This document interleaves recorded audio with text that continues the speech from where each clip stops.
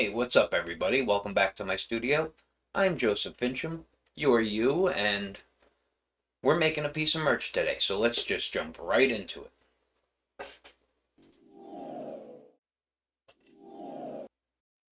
Okay, let me just start off by saying I am in no way a professional with Cinema 4D. I use it, I like it, but I'm an amateur with it. So, all I'm using in this are the basic shapes. The squares, cylinders, and text.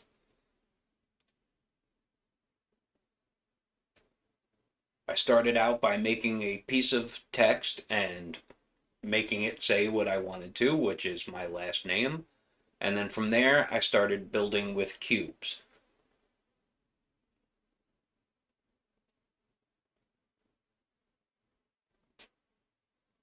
I'm simply moving and changing the dimensions of the cubes to get sort of the geometric shapes that I'm looking for. You may have seen for a second there, I used something called a bool. And a bool basically allows you to cut one piece from another. So if you put a square that's inside of a square but protrudes out of that other square, when you put them both into a bool, whichever one's on top is going to cut the other one from itself, whatever.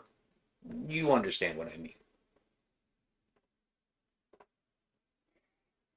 In doing this, I was basically just looking for interesting geometric shapes.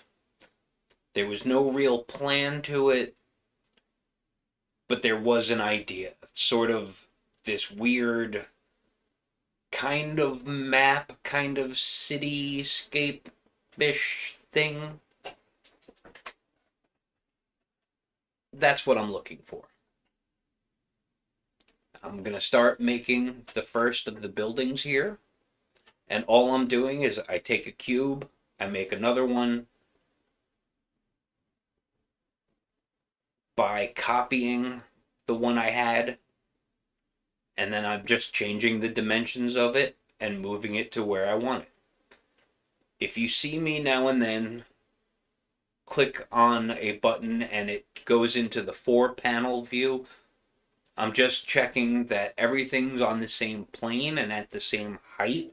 Since it's a 3D program, you have to have everything on the same level to make it look like it's on the same level. That should be self-evident. Working on the second building, I kind of want something like a Empire State Building looking shape, and this is the one place I used a cone to make like the antenna kind of looking piece at the top.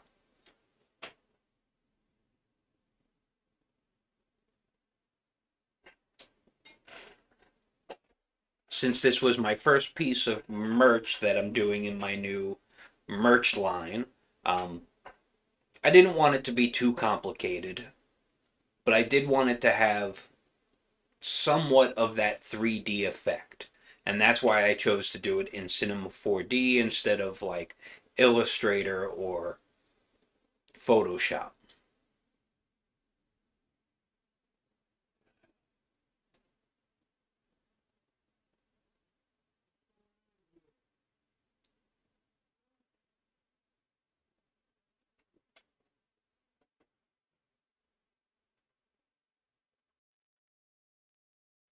And I'm just consistently adjusting and readjusting some of the shapes to get them where I want them. Working on the third building now. I don't want them all to look exactly alike, so I'm just playing with random placements and shapes to try and get something that looks like a building but not too blocky. I want some amount of building detail in there. The fourth and final building that I'm doing is much more simple, but a few more cuts out of it with the bool tool. And by placing multiple of these squares into the bool, I'll get multiple cutouts. Right now I'm just building. I'm not working with light or color yet. We're just trying to get everything set up to look kind of how I envision it in my head.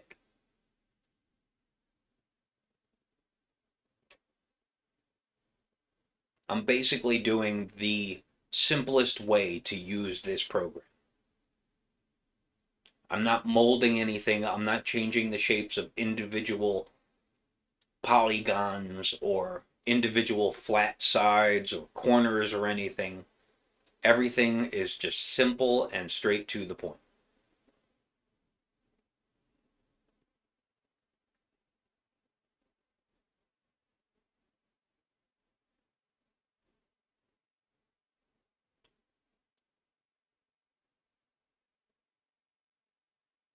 At one point, I do realize that I wanted to make that front section area under where it's like the under the CHUM to be a little thicker, and I'll go into that and you'll see I just start changing the dimensions of it. But I needed to do that in order to fit the text onto it. So right now here I have 3 new text pieces.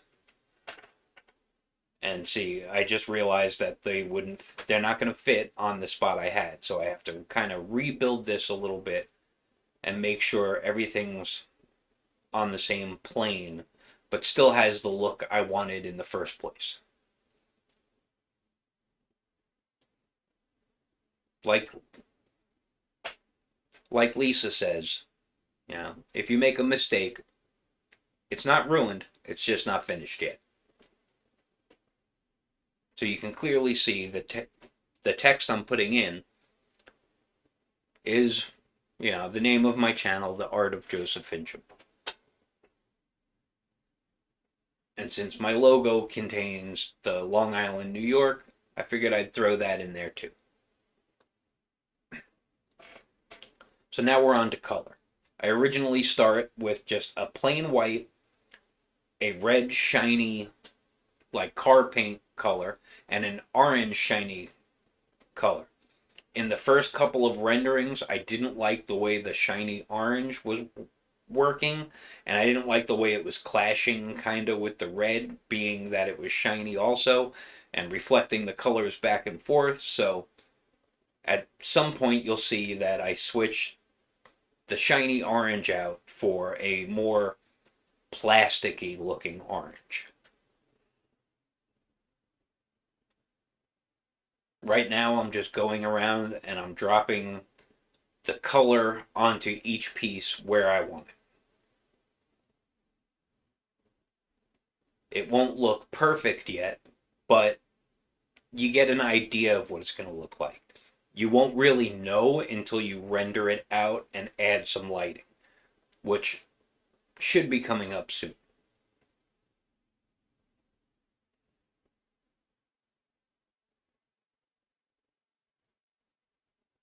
These 2 cylinders that I put down here at the end, I end up removing those because they're just not going to look right in the final render. It'll be right on the edge of the M, and they're just going to blend in if it's a white background. So I do get rid of those. So that's the first render with the plasticky orange. And I liked that better, so now I'm moving on to lighting. And I'm hyping up the settings for the render. So now this last and final render that I do will have a lot more clarity, and the reflections and lighting will be a lot more detailed.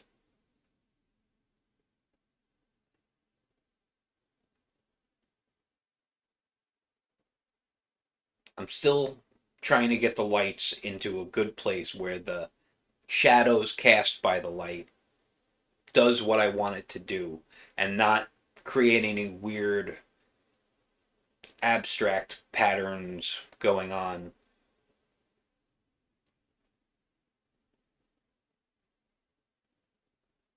But again, this isn't a tutorial, it's more just a demonstration of how I use Cinema 4D. Cinema 4D is a 3D program, if I haven't mentioned that already, and it's also not free. I got it through a job that I worked on. They basically loaded it onto my computer, and I got to keep it when I was done.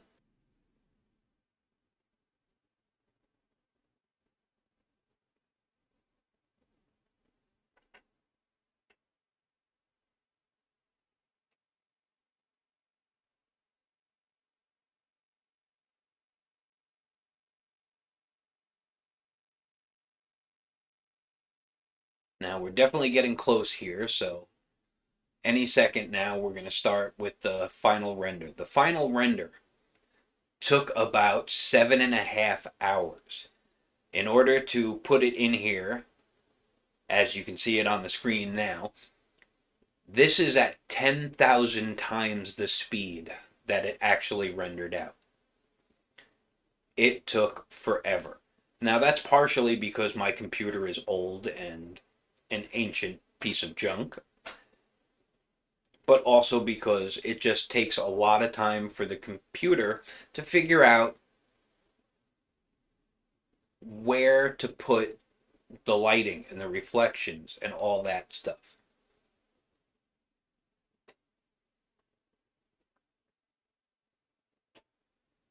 And you can notice that as it renders, any parts that are a little bit easier, like the white background, those are going to go much faster than anywhere where there's colors and objects and things to render out. So as it gets to the edges, it'll speed up a little bit more, and then we'll have the finished product to look at. After that, I just kind of threw it into Photoshop, words are hard, and added a drop shadow to it so that it can be put onto a piece of clothing. And hey, who doesn't want a new piece of merch, right? So here's the final.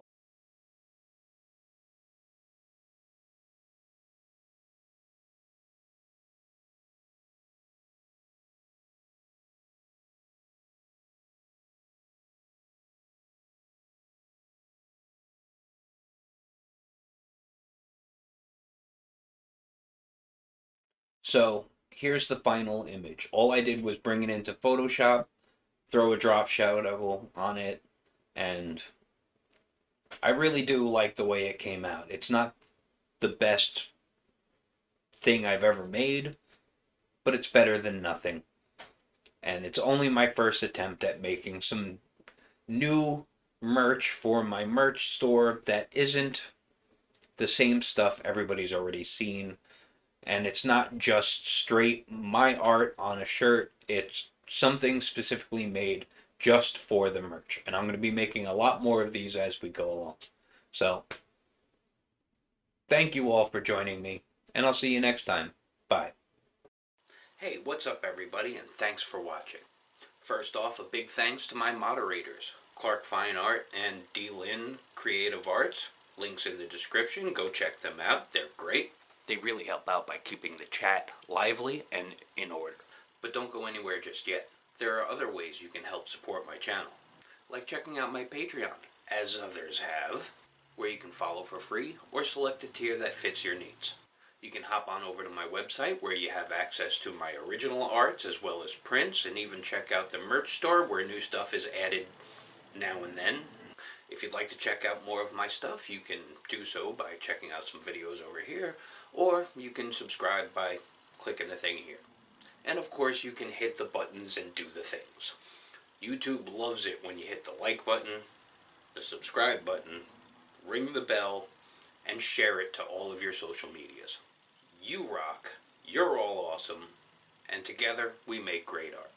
Thanks again for watching, and I'll see you next time. Bye.